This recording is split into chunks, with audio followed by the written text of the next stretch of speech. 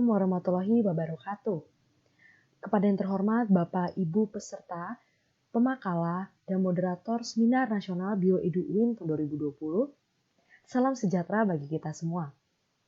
Perkenalkan, saya Erista Rebecca Raulina Sihaan bersama dengan Ibu Lauda Veronia Santi dari Universitas Sanata Dharma Yogyakarta.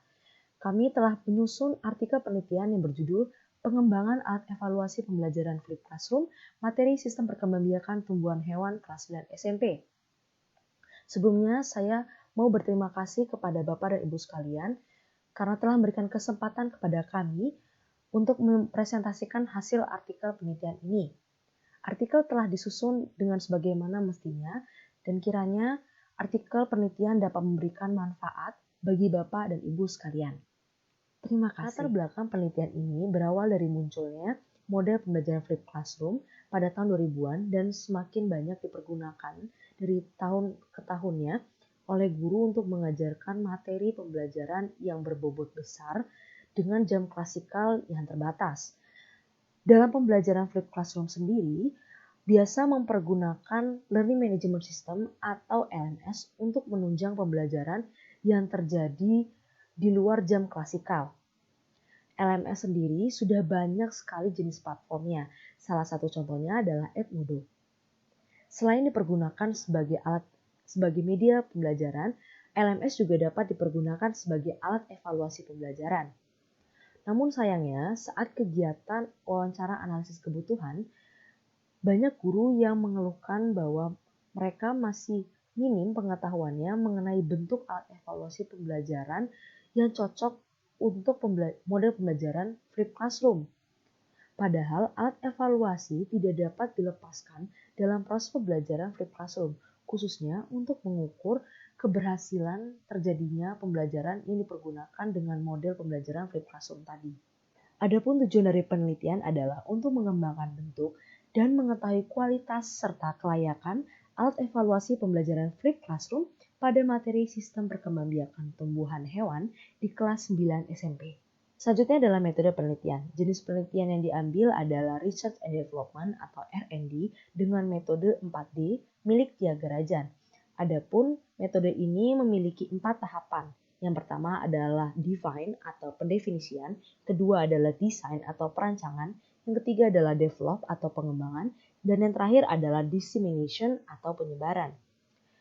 Namun dalam penelitian ini hanya diambil 3 tahap pertama saja.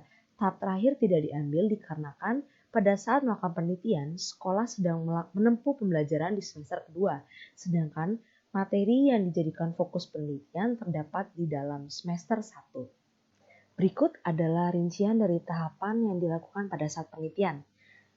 Tahap yang pertama adalah pendefinisian atau define.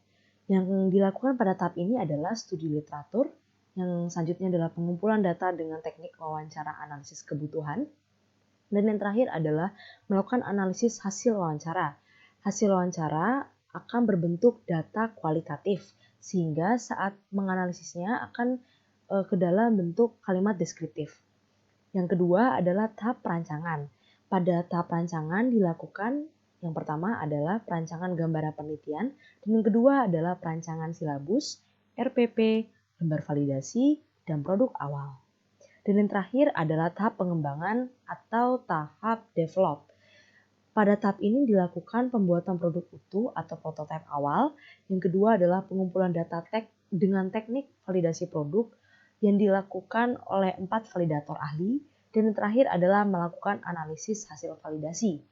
Hasil validasi ini awalnya akan ada 2 data.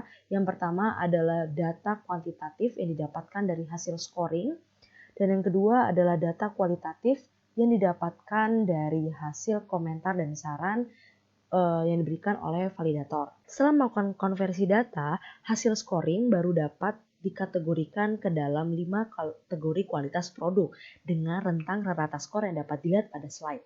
Adapun kategorinya adalah sangat baik, baik, cukup, kurang, dan sangat kurang.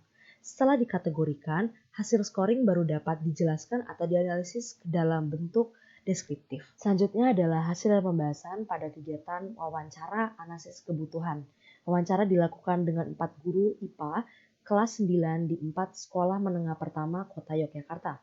Adapun potensi yang ditemukan adalah guru-guru sudah mulai mengenal Flip Classroom dan diindikasi dapat membantu mereka dalam mengajar di materi yang berbobot besar. Contohnya pada materi yang menjadi fokus penelitian dengan jam klasikal yang terbatas. Masalahnya, pengetahuan guru terhadap bentuk alat evaluasi yang cocok pada model Flip Classroom masih sangat minim. Oleh karena itu, urgensi yang didapatkan adalah mengembangkan alat evaluasi khusus Flip Classroom pada materi terkait. Berikut adalah hasil produk awal yang terbagi menjadi 3 bagian utama, yaitu sesuai dengan penggunaan alat evaluasinya. Adapun 3 bagian ini adalah alat evaluasi dapat digunakan pada saat jam klasikal dengan berbantuan LMS ataupun bauran dari keduanya. Bentuk alat evaluasi yang dapat digunakan pada saat jam klasikal terbagi menjadi 4, yaitu pre-post test, soal-soal dalam LKPD dan ulangan harian, dan yang terakhir adalah jurnal sikap. Dan yang kedua adalah dengan berbantuan LMS yang berbentuk alat eval seperti penilaian teman sejawat online, dan yang terakhir bauran dari keduanya adalah dengan berbentuk penilaian portofolio. Setelah produk awal terbentuk, maka dilanjutkan ke kegiatan validasi produk yang dilakukan oleh 4 validator ahli yang terdiri dari ahli materi, ahli media, guru pertama, dan guru kedua.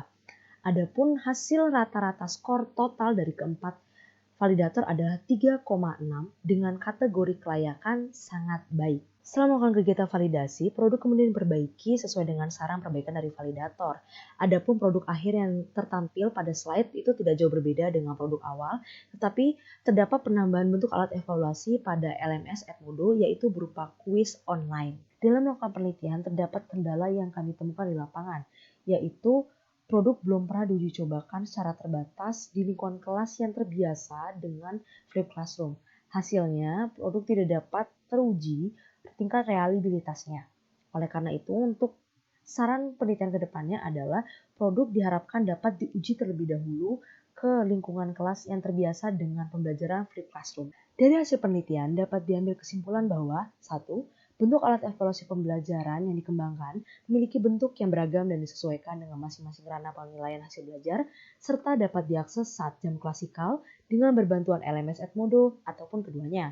Yang kedua, alat evaluasi pembelajaran yang dikembangkan mendapatkan rata skor 3,6 dengan kualitas produk yang tergolong sangat baik, sehingga produk yang dikembangkan layak untuk diuji cobakan secara terbatas sesuai dengan saran pengembangan dari validator.